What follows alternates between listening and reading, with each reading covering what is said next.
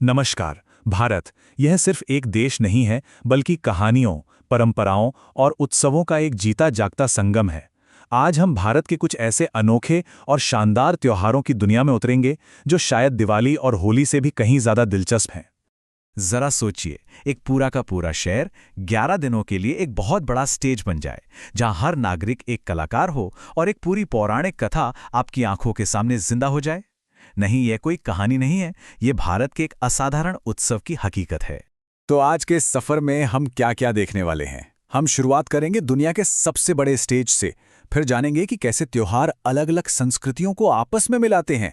देखेंगे कि कला और खेल कैसे हमारी पहचान का हिस्सा बन जाते हैं, और आखिर में समझेंगे कि ये सब सिर्फ त्योहार क्यों नहीं, बल्कि उससे कहीं बढ़कर हैं। तो चलिए अपनी यात्रा शुरू करते हैं एक ऐसे त्योहार से जिसका स्केल, जिसकी विशालता इतनी बड़ी है कि आप शायद यकीन ही न कर पाएं। आपको हमारा शुरुआती सवाल याद है? तो उसका जवाब है धनु यात्रा। जी हाँ, ये कोई मामूली त्योहार नहीं, बल्कि दुनिया का सबसे बड़ा ओपन एयर थिएटर है।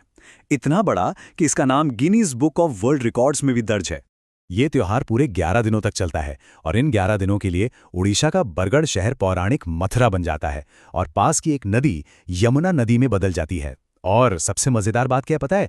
इस नाटक की कोई लिखी हुई स्क्रिप्ट ही नहीं होती, सब कुछ तात्कालिक होता है। और जो कलाकार राजा कंस का किरदार निभाता है, वो इतना शक्तिशाली हो जाता है कि उस दौरान किसी पर भी जुर्माना लगा सकता है, यहाँ तक कि सरकारी अधिकारियों पर भी।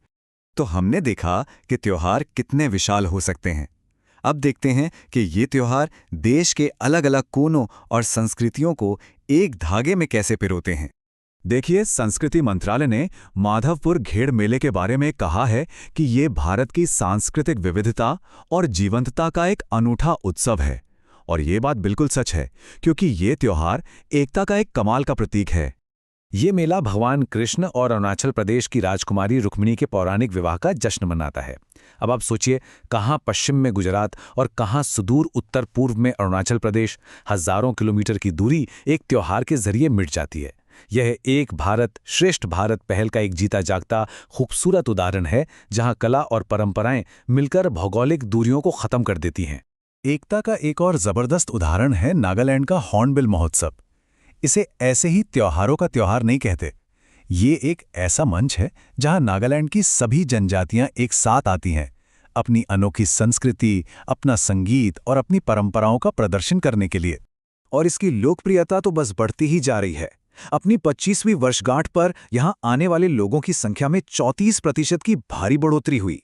यह दिखाता है कि हॉर्नबिल अब सिर्फ एक स्थानीय त्योहार नहीं रह गया है, बल्कि एक अंतर्राष्ट्रीय सांस्कृतिक चुंबक बन चुका है, जो दुनिया भर से लोगों को नागा संस्कृति का अनुभव करने के लिए खींच लाता है। और ये सिर्फ संस्कृति का जश्न नहीं है। 2023 में इस एक त्योहार ने लगभग 131 करोड़ रुपए का रेवेन्यू बनाया। ये पैसा सीधे स्थानीय समुदायों को मजबूत करता है। इससे पता चलता है कि कैसे संस्कृति और अर्थव्यवस्था एक दूसरे का हाथ थामकर चल सकते हैं। अच्छा, तो हमने त्योहारों का पैमाना देख लिया और उनकी एकता की शक्ति भी देख ली। अब भारत के उत्सवों का एक और पहलू देखते हैं, उनकी अविश्वसनीय विविधता, जो आधुनिक कला से लेकर सदियों पुराने पारंपरिक खेलों तक फैली हुई है। भारत के त्योहारों की विविधता को समझने के लिए इन दो उदाहरणों को देखिए। एक तरफ है मुंबई का एकदम मॉडर्न और शहरी काला घोड़ा कला महोत्सव, और दूसरी तरफ है तमिलनाडु का पारंपरिक और शक्तिशाली ग्रामीण खेल जल्लीकट्टू। दोनों बिल्कुल अलग, लेकिन दोनों ही भारतीय संस्कृति के अभिन्न अंग हैं। काला घोड़ा कला को बंद कमरों से निकालकर सड़कों पर ले आता है, जहां ये हर किसी के लिए है। 9 दिनों के लिए मुंबई का ये पूरा इलाका एक विशाल खुली आर्ट गैलरी में तब्दील हो जाता है, जहां आपको संगीत, सिनेमा और कला का हर रूप देखने को मिलेगा, और वो भी बिल्कुल मुफ्त। और अब बात करते हैं जल्लीकट्टू की। ये सिर्फ एक खेल नहीं है, बल्कि तमिलनाडु की सांस्कृतिक पहचान, उनकी वीरता और परंपरा का एक बहुत शक्तिशाली प्रतीक है। ये पोंगल उत्सव का एक ऐसा हिस्सा है जो पीढ़ियों से चला आ रहा है और लोगों की भावनाओं से बहुत गहराई से जुड़ा हुआ है।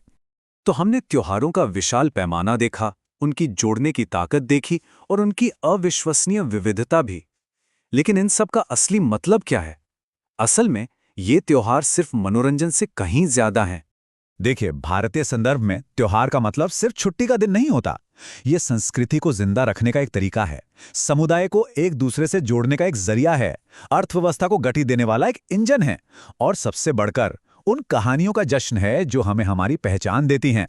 धनु यात्रा के विशाल मंच से लेकर माधवपुर के सांस्कृतिक संगम और हॉर्नबिल की एकजुट करने वाली भावना तक, ये उत्सव सिर्फ आयोजन नहीं है, ये भारत की जीती जागती धड़कती हुई आत्मा है। आखिर में ये हमें एक सवाल के साथ छोड़ जाता है। हर संस्कृति के त्योहार उसकी पहचान का आईना होते हैं। वे हमें बताते हैं कि हमारे लिए क्या महत्वपूर्ण है, हम किन कहानियों को याद रखते हैं और क्या चीज़ हमें एक साथ लाती है। तो सवाल ये है कि हमारे अपने उत्सव हमारी कहानी कैसे बताते हैं, कि हम कौन हैं,